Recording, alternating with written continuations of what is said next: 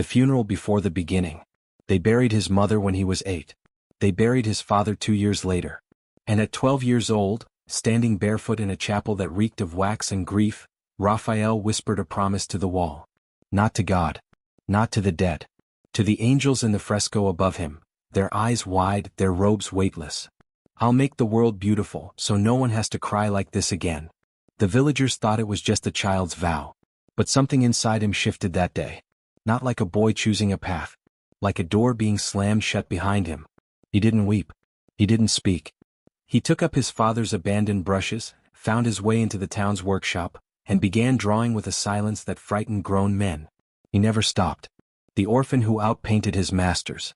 Urbino was small, but Raphael outgrew it like fire outgrows a candle. By 14 he was taken in by Pietro Perugino in Perugia. Perugino taught him technique, grace, balance, but Raphael learned faster than anyone had a right to. He was too quiet, too observant. He would copy an entire fresco in a single afternoon, but not like a student copying. He corrected it. Once, he redrew a Madonna his master had painted, adding just the turn of a wrist, a flick of sorrow in the eye. Perugino tore it from the wall. But it was too late. I have nothing left to teach him, he muttered once. He learns by listening to light. By 17 Raphael was painting alone. By 19 Florence knew his name. The beautiful liar. In Florence he wore silk gloves to hide his stained hands. He smiled gently when insulted. He never raised his voice. But inside there was an obsession. Not for fame, not even for art. For control. Raphael feared chaos. Feared loss. He believed beauty could trap grief, cage it in color, make it still. He painted Madonnas with eyes like his mother's. Saints with his father's calm lips. Lovers with the face of a woman he never met. People adored him. He was kind, witty, never vulgar. But at night in his studio he worked until his fingers cracked. He redrew outlines again and again, whispering, "Not yet. Not perfect. Not safe." He once scraped off the face of a finished virgin 12 times. His assistants begged him to sleep. He didn't. The war between two titans. Then came Michelangelo. The Vatican. Rome. The highest stage of all. Pope Julius II summoned Raphael to decorate his private chambers. At the same time he ordered Michelangelo to paint the ceiling of the Sistine Chapel. Two masters steps apart. Michelangelo despised him. "He paints sweet nothings," he growled. "Pretty faces for pretty people." Raphael said nothing publicly. But privately he studied Michelangelo's figures with quiet awe. Their agony. Their weight. Their defiance of beauty. He began changing. His Madonnas became stronger. His saints looked older. His colors darkened. In the stanza della Segnatura, he painted the school of Athens. A triumph. A masterpiece. A gathering of every great mind of history, and at the center, Plato and Aristotle. But Plato's face was Michelangelo's. No one knew why. Some said it was respect. Others guilt. Or envy. Raphael never explained. He just smiled and said, "Even war can be part of harmony." The woman in the window. She was not noble. Not married. Not proper. Her name was Margherita Ludi, the daughter of a baker. Raphael saw her once through a window near the Tiber River, hanging laundry with flowers still dusted on her wrists. And that was it. He stopped eating. Stopped working. He sent a servant with a note. "Come sit for me. I must paint you, or I will lose my mind." She refused. He sent another. Then another. Finally she arrived, barefoot, annoyed, unimpressed. "I'm not a muse," she said. "I'm a person." Raphael only whispered, "Then I will paint the truth." He painted her again and again, not as a saint but as something holy in defiance. Loose hair. Shadowed lips. Eyes that knew too much. She became La Fornerina, the baker's daughter, the forbidden flame burned into canvas. The church was scandalized. His patrons warned him. He didn't care. "I cannot paint angels until I survive loving a woman," he said. But Margherita was no fool. She felt the growing fever in him, the way his need for beauty became an addiction. Eventually she left without a word. He searched for her for months. He never found her. But in the final version of La Fornerina, barely visible in the folds of her dress, he painted his name. Raphael Urbinus. A signature. Or a confession. The rooms of God. Pope Leo X called him the hand of heaven. Rome bathed him in gold. His workshop expanded to dozens of assistants. He was given commission after commission: frescoes, altarpieces, tapestries. He redesigned St. Peter's Basilica. He was made chief architect of the Vatican. He walked through palaces with popes and cardinals trailing him like disciples. And yet, he grew thin, nervous, haunted. He began sketching things he never finished: a boy weeping in a temple, a woman vanishing into light, a man holding the sky alone. He barely slept. He painted like he was running out of time. His assistants begged him to slow down. "You've won," they said. "You're eternal." But Raphael just smiled faintly. "Then I must hurry." The illness with no name. One April morning he collapsed. Blood from the nose. Chills. Burning fever. The doctors said it was exhaustion. Some whispered syphilis. Others said it was punishment for loving too fiercely too many times. He was 37. On his deathbed he asked for two things: to be buried in the Pantheon among the gods, and for one last painting to be hidden. The first request was granted. The second was lost. No one knows what painting he meant. Some believe it was La Fornarina, hidden under layers of oil in another work. Others think he painted a final self-portrait and destroyed it. Whatever it was, it died with him. The funeral of the light. On April 6, 1520, Good Friday, bells rang across Rome. Crowds filled the streets. Painters wept openly. Cardinals trembled. The body of Raffaello Santi was carried through the city by candlelight. Margherita was said to be watching from the crowd, her face veiled, her hands clenched. He was buried beneath the dome of the Pantheon just as he wished. On his tomb they carved, "Here lies Raphael, by whom nature feared to be outdone while he lived, and when he died, feared she too would die." And for a moment even God seemed quiet. The paint that never dried. After his funeral, the Vatican tried to move on. His assistants were reassigned. His studio was emptied. His unfinished sketches locked away in drawers. But something lingered. Stories began circulating among the younger apprentices, that some nights, inside the Vatican chambers, the smell of fresh paint returned. Not turpentine. Not oil. But that specific living scent of pigment and skin, as if someone were still blending flesh tones under candlelight. One boy swore he saw a brush floating midair. Another claimed a sketch had changed overnight, the Madonna now looking downward, weeping. No one dared speak it aloud.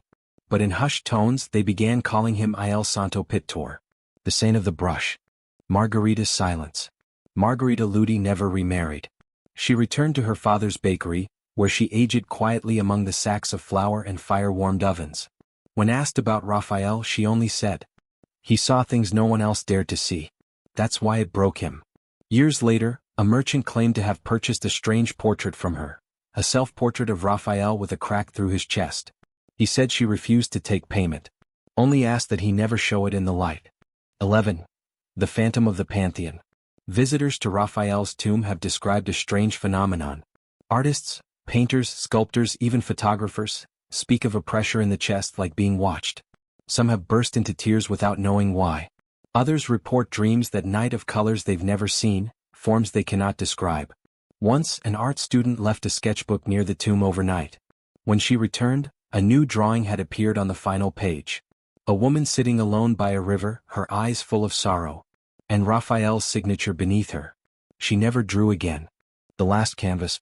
Centuries after his death, a sealed chamber was discovered beneath a crumbling church in Florence. Inside was a wooden box. Within the box, a rolled canvas, fragile but untouched. Scholars still debate its authenticity. But the brushwork is unmistakable. The subject? The moment before death. Not Christ. Not a saint. A man, fevered, laying on a bed, staring at a blank wall. Behind him, the faint silhouette of a woman walking away, her face turned to the sky. Underneath, barely legible in faded paint. "Forgive me for loving the world too much." Some believe it was Raphael's final confession. Others say it was a forgery. But no one can deny. The colors still feel wet. Legacy in fragments. Raphael was not just a painter. He was an illusion. A man who built harmony in a world that had none. His works shaped generations. The serenity of the Sistine Madonna. The perfect geometry of the School of Athens. The intimate ache of La Fornarina. But beyond that, he left behind a question. Can beauty save a soul? He tried to answer it. With every canvas. Every wall. Every face. But maybe beauty wasn't the cure. Maybe it was the wound. The painter who loved too much. They say those who die young are remembered more gently. But Raphael is not remembered gently. He is remembered fiercely, with awe, with longing, with the ache of something unfinished. He wasn't trying to paint God. He was trying to hold on to everything that slips away. Parents, lovers, time, perfection, light. He painted not because he wanted to create, but because he feared forgetting. And now, centuries later, we do not remember Raphael the man. We remember Raphael's grief, disguised as grace. His pain brushed into paradise. And when you stand before one of his Madonnas, and you feel something inside you tighten, that's not reverence. That's the echo of a promise whispered by a boy in a chapel long ago. I'll make the world beautiful so no one has to cry like this again. The secret he left behind. Decades after Raphael's death, a Vatican archivist uncovered a page tucked inside a forgotten folio, unsigned, undated. It contained only a single paragraph in Raphael's hand. Every painting is a grave. We bury what we cannot bear to speak. But in that silence, if you listen closely, you might still hear the voice that trembles underneath. The archivist wept. He didn't know why. 16. The Echo in Florence. In the Uffizi in Florence, a tour guide once led a group past one of Raphael's early works, a gentle Madonna, her eyes distant. A child, no older than 7, tugged his mother's sleeve and whispered, "Why is she sad?" The mother hushed him, told him not to speak nonsense. But the guide froze. Because that was the one thing every historian had quietly noted. That Raphael's Madonnas, all of them carried the same gaze. Not holy, not motherly, but mournful. As if they were looking at something lost behind the viewer's eyes. The curse of harmony. Some say Raphael was too perfect. That his balance, his serenity, his divine symmetry, all of it was unnatural. As if he had stolen harmony from the universe. After his death, Rome was plagued with drought. Frescoes cracked. A comet appeared. Superstition? Maybe. But others claimed it wasn't punishment. It was nature trying to rebalance itself. Raphael gave us peace, one poet wrote. And peace we were never meant to hold for long. An artist's ghost. Centuries passed. Art evolved. War came. Then silence. Then war again. Raphael's name remained, but dimmed, softened, placed beside others. But in certain places, museums, old villas, forgotten studios, his presence returned. A painter once claimed that during a fevered night in Rome, he awoke to find a stranger standing over his canvas, silently adjusting the hand of a figure. When he shouted, the figure vanished. The correction? Perfect. Another, a blind sculptor in Paris, insisted that Raphael visited him in dreams. He paints in color I can feel, he said, and sorrow I can almost touch. The Boy in the Wall.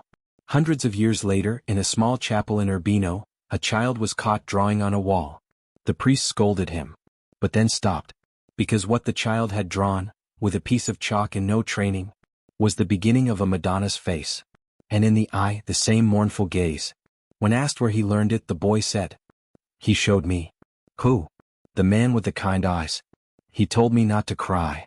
The wall was scrubbed clean, but the priest still visits it sometimes, just to be sure. A frame too small for the world. What Raphael wanted was impossible. To frame the infinite. To freeze grief before it becomes pain.